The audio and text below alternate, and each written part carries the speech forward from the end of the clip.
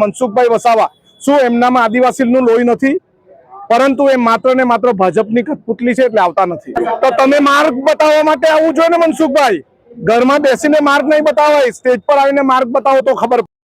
ધારાસભ્ય ચેતર વસાવાના સમર્થનમાં કોંગ્રેસના ધારાસભ્ય અનંત પટેલ ડેડિયાપાડા ખાતે આવી પહોંચ્યા।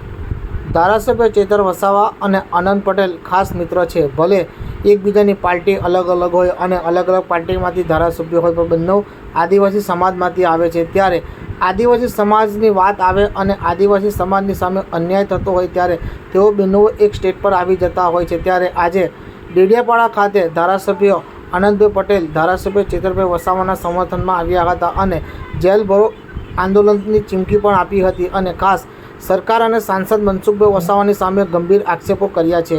શું કહ્યું સાંભળો તેમના શબ્દોમાં।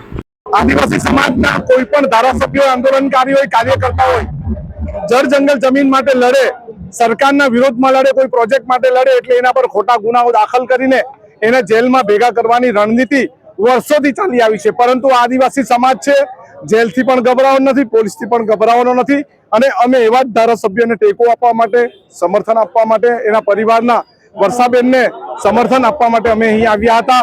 ખૂબ મોટી સંખ્યામાં લોકો જોડાયા છે। જો સરકાર નહીં માને તો અમે જેલ ભરો આંદોલન કરતા અટકાઈશું નહીં। હું એમના મિત્ર તરીકે છું અને રહીશ। આ વિસ્તાર અત્યારે નથી તો આ વિસ્તારના લોકોને જે પણ તકલીફ અને જરૂરિયાત પડશે તેમાં અનંત પટેલ ખભાથી ખભા મિલાવીને એની સાથે રહેશે।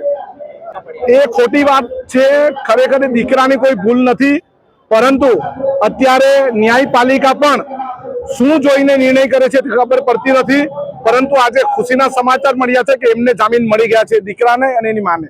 મનસુખભાઈ બોલ કરનારા નેતા છે, પરંતુ ખુલીને આવીને સ્ટેજ શેર કરવાની એમને જરૂર હતી।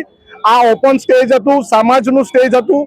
કોઈ પણ સમાજને આવીને સમર્થન જાહેર કરે કેમ આવ્યા નહીં મનસુખભાઈ વસાવા? શું એમનામાં આદિવાસીનું લોહી નથી? પરંતુ એ માત્ર ને માત્ર ભાજપની કઠપુતલી છે એટલે આવતા નથી। તો તમે માર્ગ બતાવવા માટે આવવું જોઈએ ને મનસુખભાઈ, ઘરમાં બેસીને માર્ગ નહીં બતાવાય, સ્ટેજ પર આવીને માર્ગ બતાવો તો ખબર પડે।